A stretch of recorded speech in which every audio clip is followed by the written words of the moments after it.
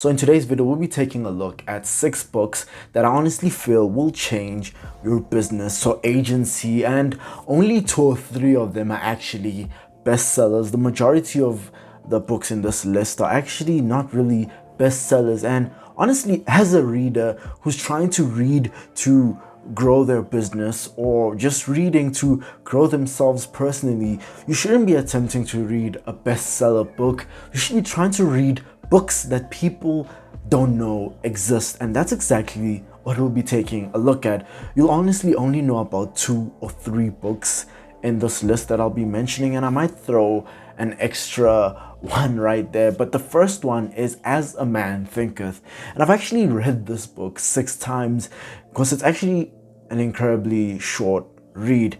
But this book will change a lot of your worldview perspective, because this book will reprogram your brain so that you are a better person and entrepreneur, as what you think about becomes actions leading to your identity. So by controlling and eliminating negative thoughts, you are able to actually go ahead and take control of your identity, and not only that, but take control of your actions and life. Because here's the actual sad truth: we live our entire life thinking or being told that you are who you are, and that if you are born poor, if you are born poor, you will stay poor, and if you are born with a cold heart, you will stay cold-hearted, and if you're born selfish, you'll stay selfish. Basically, people live under this pretense that you are who you are and there's nothing you can do about it. And some even take it to the extent where they say who you're trying to become and who you are right now, and that the chances of that happening are not going to happen. And here is a very basic, bland, straight to the point truth, which is your identity and you as a person is not a constant, it's a variable.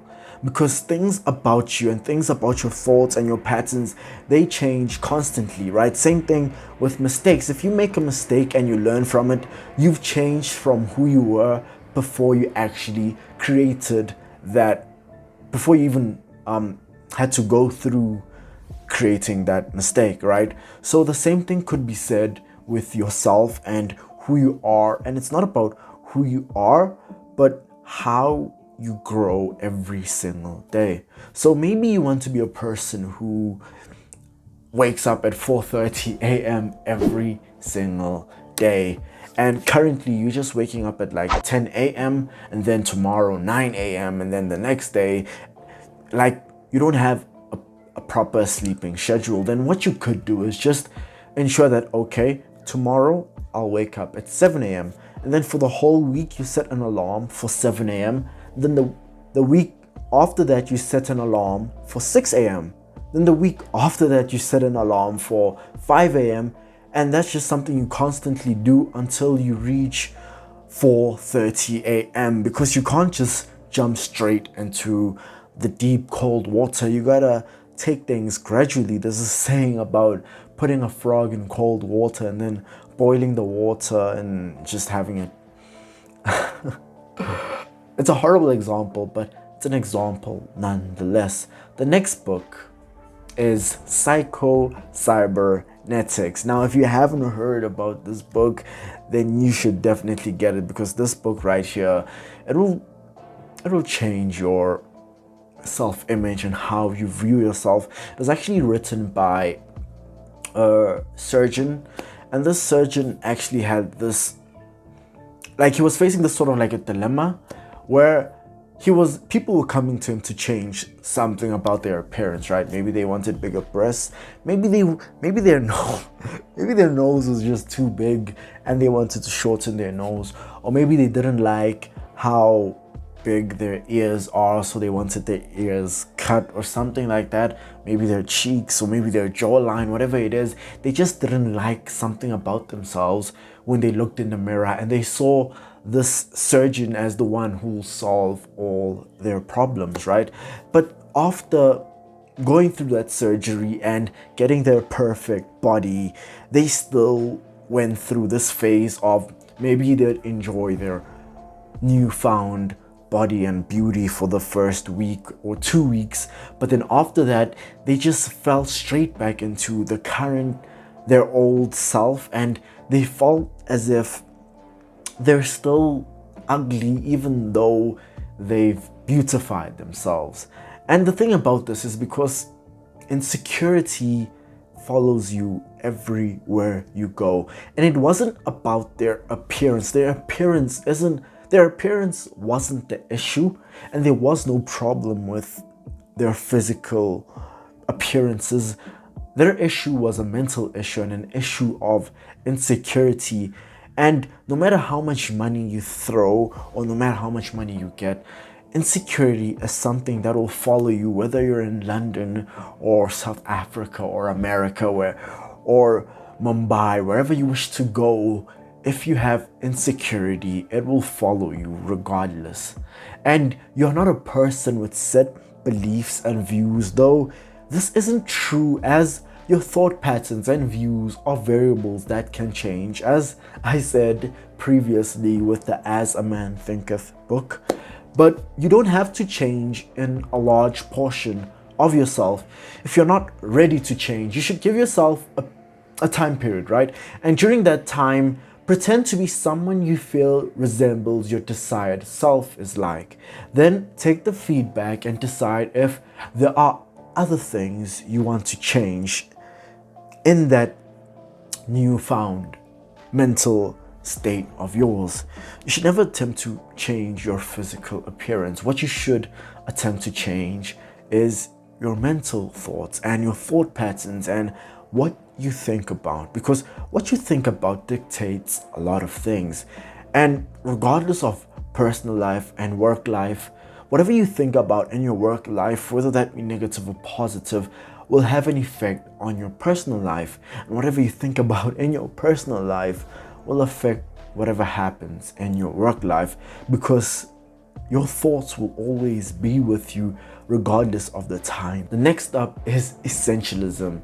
Now, this book explains how to achieve more with less and why greatness comes to not just getting more tools or product, as if without those things your business will fall apart, but it is also about focus and discipline, and helping you also differentiate the difference between an important and a valuable task from an irrelevant and honestly a task that you can actually eliminate. The 10 Pillars of Wealth by Alex Becker.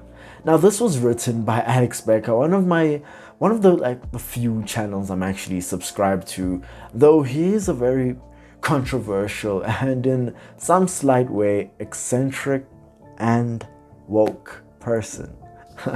This book basically explains to you how to pull yourself away from your business and how to work on your business and not in it. So this is like the 4-hour work week, but in a more the truth might hurt, but it's still the truth format. Though I should give you a forewarning, one fatal flaw is that it only focuses on how to sell or market, but not how to bring the highest value. As truth be told to you is that the market is and has already actually inverted, and it isn't about who can scream the loudest, but instead of who brings the largest value. And I'll make a video going into detail about it, though it is still a great read. The next is Fanatical Prospecting. Now, Fanatical Prospecting is a book that will give you that rush in energy that you have been wanting to get back and reach out to generate leads. So if you have a sales team, you should also consider letting them read it, but this is imperative that you actually go ahead and read it as well. And although it might be a bit of it might be a bit too grasp if you're still a beginner, but honestly, after reading it twice, you should basically understand the general terminology and words used and the tips and how to actually get the golden nuggets from as many tips as you can. And I honestly only have one flaw with books in general, and that flaw with me comes in a point where some books can actually explain or like give you all the information within 60 pages or even 100 pages. But then there's a problem with that, because I saw in an article, if I'm not mistaken, it was around like 2 months ago, but apparently publishers, like these big time publishers like New York Times, etc., they will only publish your book if it has a certain amount of words minimum, right? So I don't know how many words it is. I think maybe it's 10,000. I might be mistaken. But for example, let's say it is 10,000. Well, if you wrote a book and it only has about 6,000 words, well, that means you'll have to just start finding a way to add another 4,000 words on top, like 4,000 pointless words into that book, just so that you can have the publisher actually go ahead and publish the book.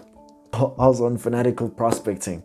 Though, when talking about Fanatical Prospecting, a lot of the tips and steps I found in this books they're actually more tailored to a sales team. So they'll be more tailored to your actual sales team rather than you personally as the business owner. But it's still something that you should read, and it's still something that I feel you should give to your sales team as well, since it was technically made for them. But it doesn't actually hurt understanding and learning the foundation and basics first before giving it to your sales team. The 7 habits of highly effective people. This teaches people to value being humble rather than a show off, and more importantly, it got more on the side of explaining that you have to be fighting against the current you and not about other people. So you have to prove to yourself that you can accomplish your goals without caring what other people think, right? Because it also goes ahead and shows you how being proactive is key to success rather than being reactive. And talking about being proactive and reactive, the difference between the two is that when being proactive, you're actually taking charge, whereas when being reactive, you only take charge once a situation arises that needs you to take charge immediately, right? And Expert Secrets by Russell Brunson. Expert Secrets, this is a great book if you are trying to build your personal brand and trying to maybe even generate some sort of revenue from your personal brand. But as I said, if you want to create an info product, which is basically a course, or maybe you just want to rather go the affiliate route and sell other people's products to your audience, then that's totally fine. But this is basically like people like Grant Cardone, Ty Lopez, Tony Robbins. These are the sort of people who actually sell to their audience, right? Whereas we also have people like Gary Vee, who, although they tell you they don't sell to their audience, you can damn right be sure that he is actually generating leads, and he's actually like generating clients from his personal brand. So he's basically indirectly generating revenue from his audience, right? And if you don't actually believe me when I say this, why do you think he spends so much money on ads that take people to his personal brand, right? Or that turn people into his fan, right? He wouldn't be doing such a non-ROI activity and losing like hundreds of and thousands of dollars every single day if he wasn't getting any money in the back end. The last one, rework. Now, before we jump into rework, I just want to remind you to go ahead, hit that subscribe button. If you're too lazy to flip your phone, then go ahead and click that, it's like a red icon right here to subscribe and elevate your SMMA and business. Maybe even learn a little bit about actually building systems and how to maintain systems. But back onto Rework. Now, this is one of my favorite books because it agreed with my philosophy, which is many people had thought it was a book on failing and that you need to fail to actually be able to grow and learn, though it was instead based on the foundations my philosophy itself is built on, which is feedback and how to use it. So they say in this book that you need to experiment every time there is a growth or a success. Find out what caused that growth and do more of it. So many people think if something is working, I should play with it, then it'll work way more better. And that couldn't be far more wrong. If it's working, leave it as it is, because that is a proof of concept. I mean, people when coming to their ads, like this is a serious problem when coming to ads, because like a lot of people, even in courses, even like courses that people pay for, they're taught that if their ad performs well, they should duplicate it and then do the same thing, but then change it and then also change the actual ad that is currently running well. And the issue with that is that you're taking something that works, right? So it's literally, that ad is literally showing you and telling you in your face that, look, you found the perfect formula. And what they go and do is take that formula, break it down, and create a broken formula and say, yes, this is version 2 of this working formula, which it is not. It's actually just a broken version of version 1, which will actually end up losing them money.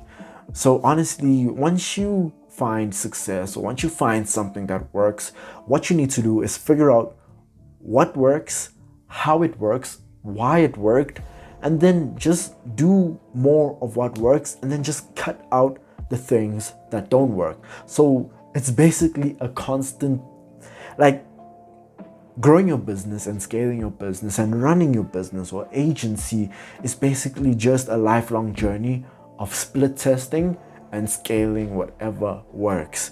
If you haven't subscribed yet, go ahead and click the icon that is underneath me to subscribe and check out this video right here, which I totally recommend you watch.